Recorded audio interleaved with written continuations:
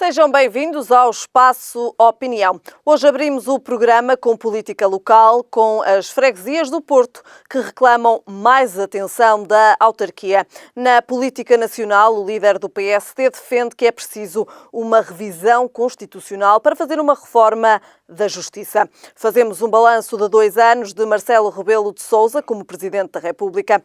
Santos Silva avisa que Portugal terá que dar mais 600 milhões de euros e fechamos com a China, que quer que a sua moeda se internacionalize. São estes então os temas que estão em debate hoje aqui no Espaço Opinião e comigo em estúdio tenho Narciso Miranda.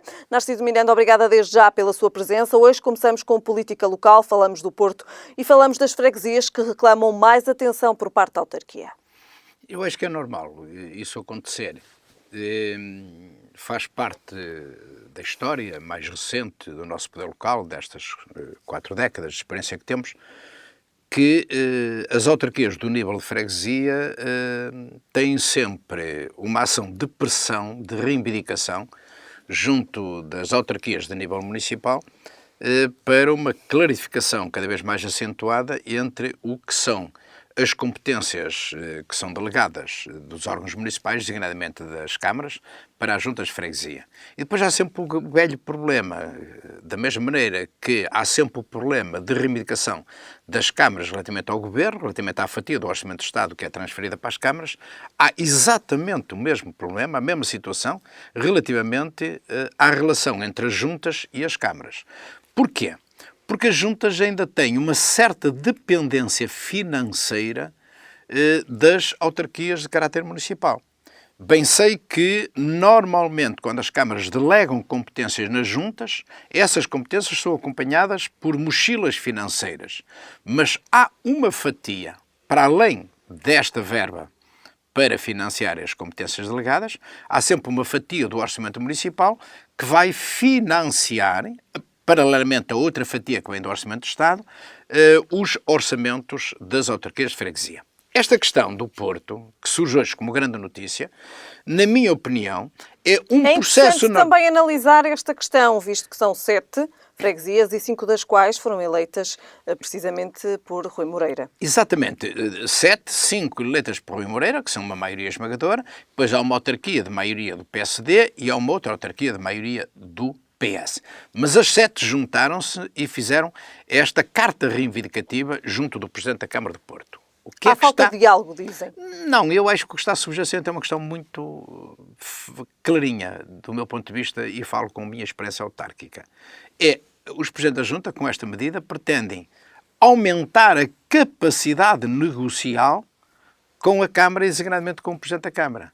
Criam aqui um facto político de dimensão mediática junto à comunicação social para pressionarem, para conquistarem espaço de aproximação ao Presidente da Câmara do Porto e não só espaço de aproximação, como também espaço de negociação relativamente às transferências, quer de competências, quer de meios financeiros para as juntas. Repare, uma das medidas que os Presidentes da Junta apresentam na reivindicação dizem que estão carentes, que precisam de maior atenção, de mais proximidade no diálogo, maior espaço de diálogo entre o Presidente da Câmara e as juntas, mas depois dizem, mas também queremos que nos aumente a fatia do orçamento municipal para distribuir pelas freguesias e até apontam números.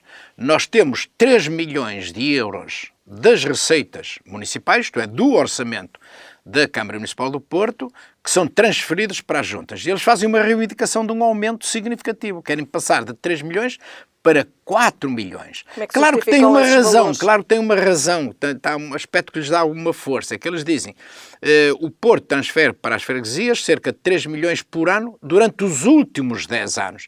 Quer dizer que há 10 anos que esta verba não é revista, mas também temos que considerar que nós passamos um período extremamente difícil e tal como os ordenados dos funcionários públicos e as carreiras dos funcionários públicos foram congeladas, também se percebe porque é que as transferências das câmaras para as juntas foram, de alguma maneira, congeladas. Ora, está na hora de descongelar tudo isto, está na hora de retomarmos a normalidade de tudo isto e, portanto, nesta matéria, acho que os Presidentes da Junta têm alguma razão, não a suficiente para terem a força necessária para conseguirem o objetivo central de passar de 3 milhões para 4 milhões, mas já há uma coisa que conseguiram, e termino com esta frase, já conseguiram uma atenção especial da autarquia, do próprio Presidente, que já anunciou que irá nomear um assessor para fazer a ligação com as 7 freguesias da cidade. Portanto, já é um passo muito significativo de grande aproximação, que demonstra claramente aquilo que eu disse. Isto é uma forma de pressão para conquistarem espaço negocial com a Câmara de Porto.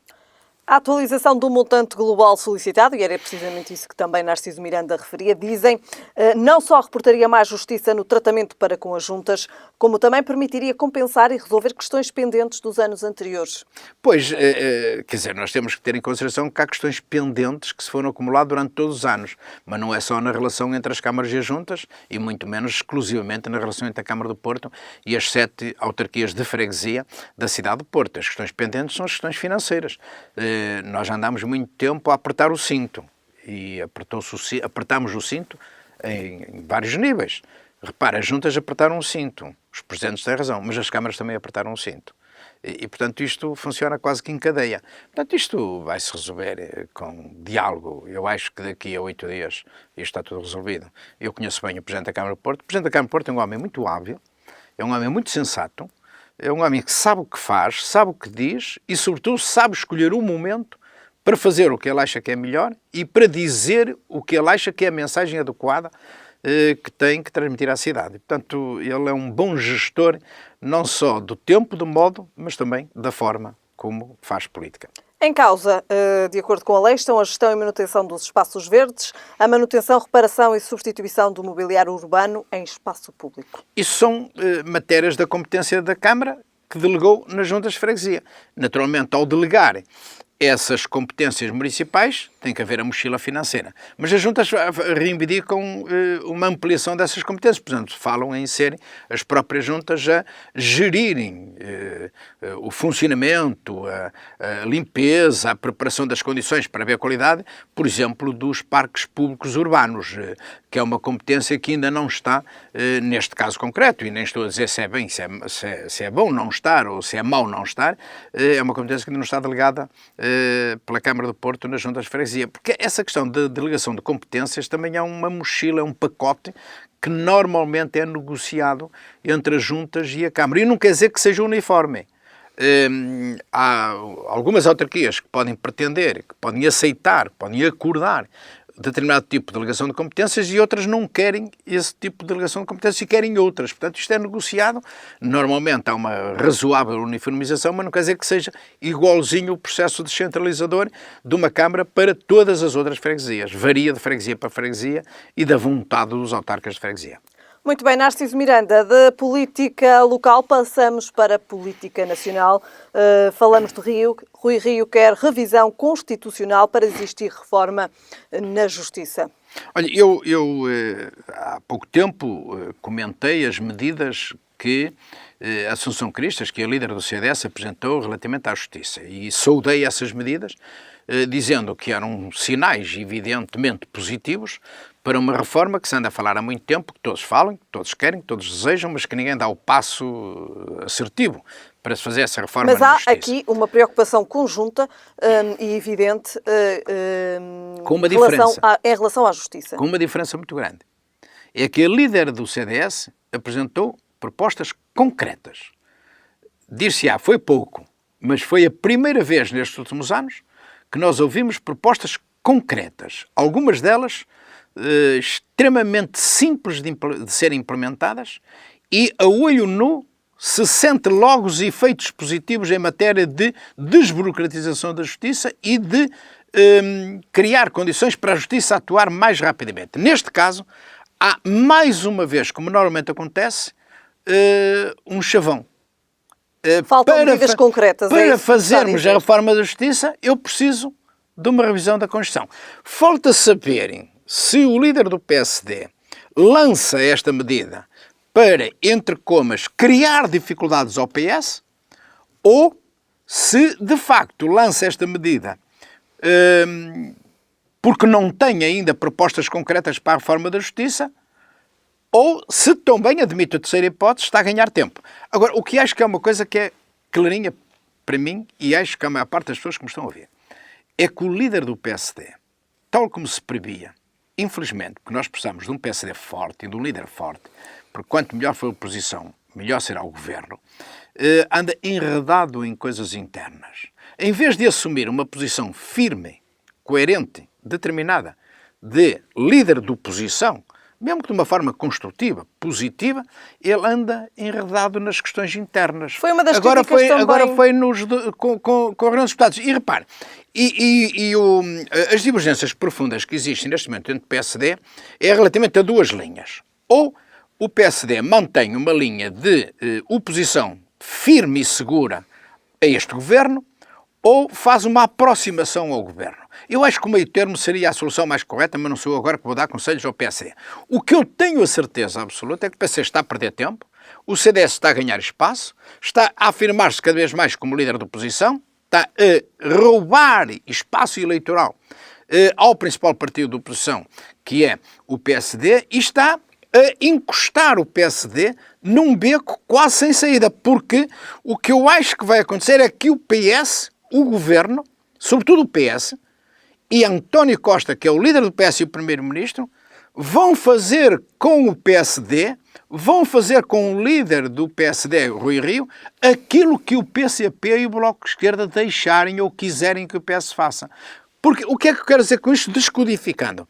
Está cada vez mais demonstrado que o PCP e o Bloco de Esquerda balizam o comportamento do governo, condicionam, delimitam o espaço de oscilação do principal partido do governo, que é o PS. Vamos lá ver. O Bloco de Esquerda e o PC dizem que o governo que não é deles, que é um governo do PS. Mas depois isto só é verdade porque não estão lá ministros, nem secretários de Estado do Bloco de Esquerda, nem do PC. Mas, obviamente, este governo é suportado pelo PS, pelo PCP e pelo Bloco de Esquerda. E como o PCP e o Bloco de Esquerda estão cada vez mais a condicionar o PS governo e estão a condicionar cada vez mais as reformas necessárias, também vão ser eles que vão condicionar o PS e vão dizer ao PS até onde é que pode ir relativamente ao diálogo que abriu com o PSD. Quem perde com isto tudo? Está a perder o PSD, está a perder o atual líder do PSD, na minha opinião pessoal, com o devido respeito, até porque conheço bem Rui Rio, desejo as maiores felicidades, mas acho que ele tem que dar o salto rapidamente da teia em que se meteu de discussão interna dentro do PSD para se afirmar como líder da oposição. Rui Rio fala aqui numa fusão de órgãos no que diz respeito à justiça. É uma boa ideia, mas é muito vago, é muito pouco. Quer dizer, compare isso com as medidas extremamente simples que a Assunção Cristas apresentou. O que o Rui Rio diz é que defende que há 3 órgãos, 3 conselhos superiores ligados à área da justiça. Há o Conselho Superior da Magistratura e há depois os 2 órgãos análogos a este dos tribunais administrativos e dos tribunais fiscais. Ele diz, em vez de termos 3, fazemos só um. É uma ideia, mas é muito pouco, é preciso muito mais, isso não vai resolver o problema. Não é aí que está o problema da justiça, não é no Conselho Superior da Magistratura que existem problemas, não é aí que se perde tempo, não é aí que se cria burocracia, não é aí que se acaba com as fugas de informações de processos que estão em segredo de justiça. Há outras questões de fundo na justiça. Questões muito importantes e, portanto, eu acho que o Rui Rio limitar-se a dizer quer uma revisão da Constituição para fazer a reforma da justiça. Isto é muito pouco, digamos assim. Se ele disser quer uma revisão da Constituição porque chegou a altura de fazer a revisão da Constituição, de fazermos as atualizações necessárias face à evolução dos tempos e à conjuntura que vivemos. Isso já é alguma coisa. Agora, só por causa da justiça, acho que é assim um bocado chutar para a trave ou então chutar para fora da baliza. Muito bem. Passamos agora, ainda dentro de questões políticas, fazemos agora um balanço do 2º ano de Marcelo enquanto Presidente da República. É um balanço positivo, temos que o reconhecer. Eu recordo que faz hoje exatamente 2 anos, os portugueses ficaram surpreendidos quando se aperceberam que havia um cidadão solitário que caminha da sua casa para o Parlamento para tomar posse. Era o novo Presidente da República que, nesta caminhada, estava separado alguns minutos, digamos meia hora, 1 hora, de ser o alto magistrado da nação. E esse momento foi o momento da viragem de uma cultura que estava instalada que o Marcelo Rebelo de Sousa, de uma forma muito inteligente e muito eficaz, de facto alterou significativamente. Mas também lhe deixo dizer uma coisa, o Marcelo, Presidente da República, não é muito diferente do Marcelo candidato. não é nada diferente do Marcelo candidato e também não é muito diferente do Marcelo comentador político. É um homem extremamente hiperativo, que confronta muito bem com outro homem hiperotimista. Temos um primeiro-ministro hiperotimista, temos um Presidente da República hiperativo, um Presidente da República que conseguiu 2 anos muito intensos, que mudou, que alterou coisas, que amparou muita gente, também que amparou muita históricos gente. Em Portugal, e que marcaram de facto Exatamente. Estes 2 anos e marcam efetivamente estes 2 anos. E era isso que eu ia dizer, um Presidente da República que em determinados momentos amparou o governo, mas noutros momentos criticou o governo. E noutros momentos ainda impôs ritmo ao governo.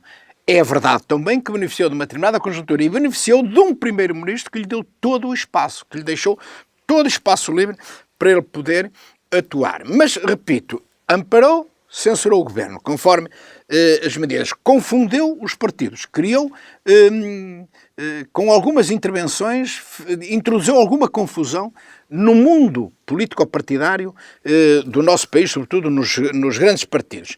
Intensificou a sua ligação, designadamente com uma classe que é sempre muito suscetível, que são os jornalistas, com a comunicação social, e criou uma grande cumplicidade com as pessoas.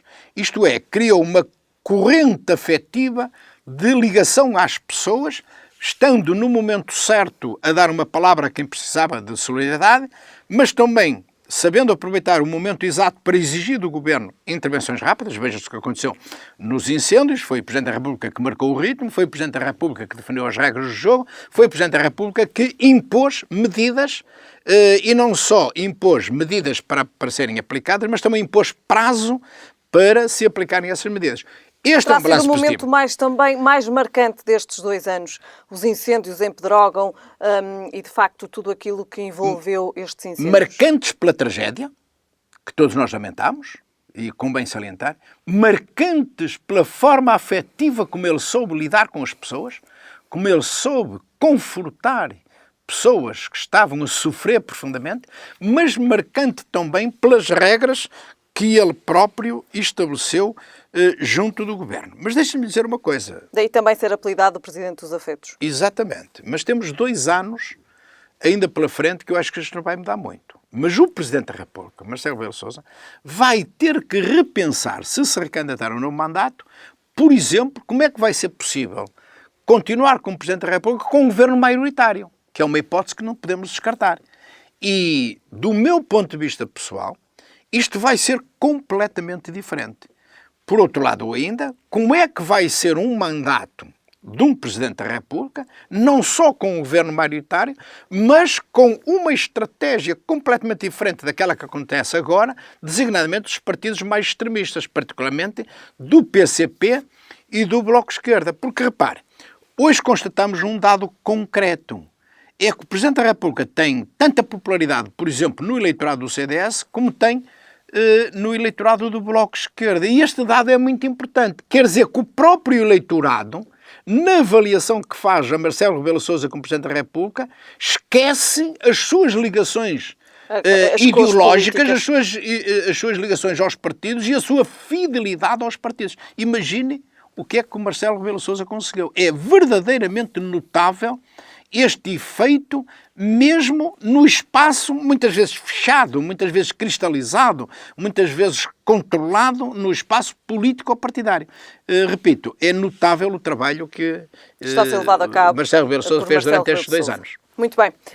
Narciso Miranda, passamos agora então para o nosso próximo tema, ainda mais 2 temas em análise. Santos Silva avisa que Portugal terá de dar mais 600 milhões de euros. O Ministro dos Negócios Estrangeiros que refere que o previsível aumento das contribuições nacionais para o orçamento europeu vai significar mais 600 milhões de euros anuais para Portugal. Narciso Miranda, uma das consequências podemos fazer desta notícia e de facto é uma das consequências da saída do Reino Unido. Porque o Reino Unido contribuía com quase o dobro. Contribuía com 10, 12, acho que mais perto de 14 milhões por ano. E, portanto, há esta consequência e esta revisão que se vai fazer. E esse dinheiro sai do Orçamento de Estado, isto é, sai do bolso dos cidadãos. E eu acho que isso vai ser uma inevitabilidade, sobretudo pensando no período pós-2020. No quadro está estabelecido até 2020, 2020 é amanhã, e portanto isto vai acontecer imediatamente a seguir ou após amanhã.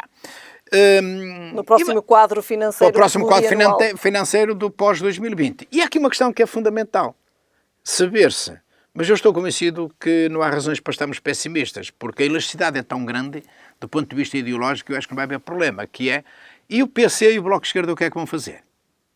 Vão continuar, na minha opinião pessoal, a criticar a Comunidade Europeia, a Europa, a União Europeia, a dizer que o nosso governo está demasiadamente dependente mas depois ficam pelo discurso e deixam passar naturalmente o essencial, que é inevitável que aconteça, e lá estou a dizer, ao atuarem desta maneira previsível, demasiadamente previsível, o Bloco de Esquerda e o PC condicionam a relação do PS com o PSD. Eu acho que o Rui Rio ainda não percebeu isto. Espero que venha a perceber no mais curto espaço de tempo possível, porque é isso que vai acontecer, é isso que já está a acontecer. Aliás, Santos Silva até já fez um aviso, designadamente ao PC e ao Bloco de Esquerda. Olhem, preparem-se lá nos vossos partidos, porque isto, disse noutros termos, isto é uma inevitabilidade. Claro que PC e Bloco de Esquerda contestam, porque acho que este dinheiro vai para reforçar os gastos com as Forças Armadas, designadamente da Alemanha e da França, e esse discurso do Bloco de Esquerda e do PC é um discurso correto e é um discurso oportuno e é um discurso sustentado numa razão. Só que fica no discurso. Ou melhor, só que eles ficam-se pelo discurso. Depois não dão um passo em frente. Não vão retirar os votos necessários no Parlamento que suportam este governo do PS, mas que é um governo, de facto, apoiado inequivocamente, afirmativamente, em todos os momentos, pelo Bloco de Esquerda e pelo PCP. Muito bem, Narciso Miranda, passamos então para o nosso último tema. Falamos de economia. A China quer internacionalizar a moeda. O Banco do Povo Chinês, o Banco Central, quer colaborar com os principais mercados de capitais do mundo, visando a internacionalização da sua moeda. Isto facilitaria também, de facto, aqui as trocas comerciais da China com o resto do mundo? Exatamente. A China quer contrariar a hegemonia do dólar. A moeda que mais peso tem na China é o dólar. E a China quer acabar com isso. E quer abrir caminho, designadamente, para a zona euro. Aliás, Portugal está já a caminhar nesse sentido, porque se admite que poderá, em breve, tornar-se o primeiro país da zona euro a emitir títulos denominados com a moeda chinesa. E, portanto, a China, ao dar este passo da internacionalização da sua moeda, está a dar sinais evidentes do peso que tem e que tem que ser considerado do ponto de vista internacional. Deixe-me dizer-lhe uma opinião muito sincera de uma pessoa que não está muito ligado a estas questões de ordem financeira internacional, porque não os estudei convenientemente. Eu acho que é uma medida acertada. E acho que é uma medida que constitui, no bom sentido da expressão, uma grande provocação do Banco Central da China nos mercados internacionais, sobretudo relativamente ao papel que o dólar tem, designadamente no mundo, mas também, neste caso, particularmente na China. Portanto, acho que isto vai mudar muito e vai fazer com que a China tenha um peso mais significativo com a sua moeda relativamente ao dólar. E é também esse o objetivo. É profundamente esse o objetivo, é avançarem claramente para a internacionalização. Repare que nós passeamos pela esta Europa fora e encontramos chineses por todo lado e encontramos chineses com grandes investimentos, nem precisamos de percorrer a Europa. Basta percorrermos Portugal e vemos nos últimos anos o investimento de grandes empresários e de grandes investidores chineses, designadamente no nosso país. Uma última nota. Permitiremos também, diz então o Presidente do Banco Central chinês, que instituições financeiras estrangeiras se estabeleçam na China.